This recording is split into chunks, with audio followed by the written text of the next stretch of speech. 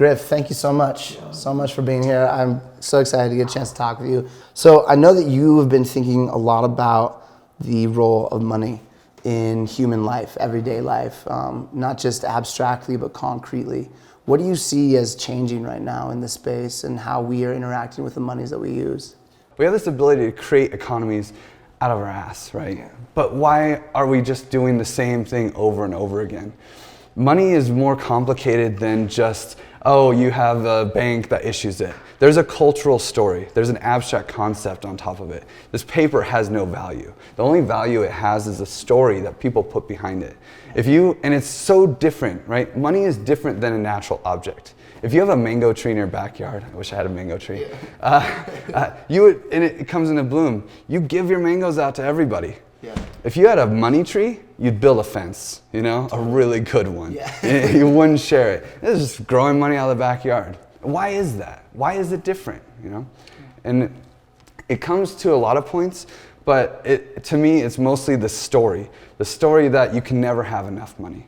Money is not something you can have in abundance in. This is, I think, the goal of cryptocurrencies, is to build the commons out. We have this amazing ability to create economies out of nothing and realign incentives so that when people are acting in their self-interest, that helps everyone in the commons. That's how it works with Namecoin. Miners that are providing the opportunity to create .bit domains, they are paid by inflation and the whole thing goes around. Everybody's acting in their self-interest. Right now in charity or in any kind of, supporting the commons, even the Ethereum commons, right? Yeah. Where you have the Ethereum Foundation and other organizations trying to support, they do it out of altruism. They do it at their own expense and everyone else wins. That's a flawed system.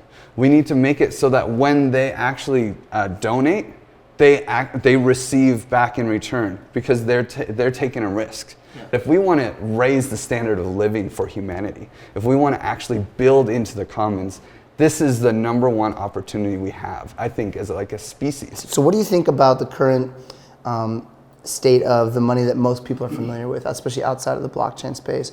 What aspect of that is either least understood or most ripe for disruption that is happening? Power is given to a specific few. And there's this inflation that's given to banks. Yeah. There's other projects like Circles or other universal basic income projects that want to turn that idea around. Change the story of money, right? We say that value in this dollar is because of X, Y, Z, right? Well, really the value is in the eye of the beholder. The value in the dollar versus the value in the Brazilian real or the Argentinian peso, you can see that it's actually determined by the people's belief in the ecosystem, in how the system is structured. And when people don't believe, like Argentinian peso, they don't believe in it. Over 100% inflation right now in this year, right? And other currencies are failing rapidly as well. And why does this happen? Because people don't believe in the system. Well, what if we flip that around? What if we want to do universal basic income, right? Give everybody a little bit of money every day, right? That's like, oh, it can't work. Why would that ever work? It could work, if we choose to value it. What if you wanted everyone to get $20 a day? Right. Then you would believe in that currency and it would have value. And so we got to take our agency, our power back and decide what story do we want around money? Do we want to change that? Because we can. And with cryptocurrency, we can innovate so rapidly and test these things. All right, one last question. We've been talking kind of abstractly and high level about incentivization, money, and economies. What is your main incentivization as an individual? Peek inside your head on that one. Yeah, dude. All I know is that power corrupts. And if we can decentralize that power and give it more to individuals, then I think we'll be better off as a society.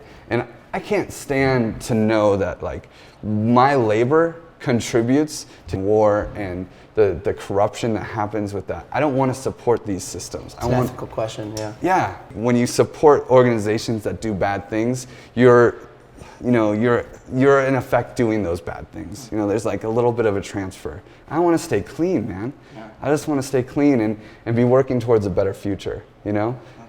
And it's fun as hell, you know? It is a fun space to be working in and innovating in, for sure. Thank you so much for your thoughts and opening up your thought process to us.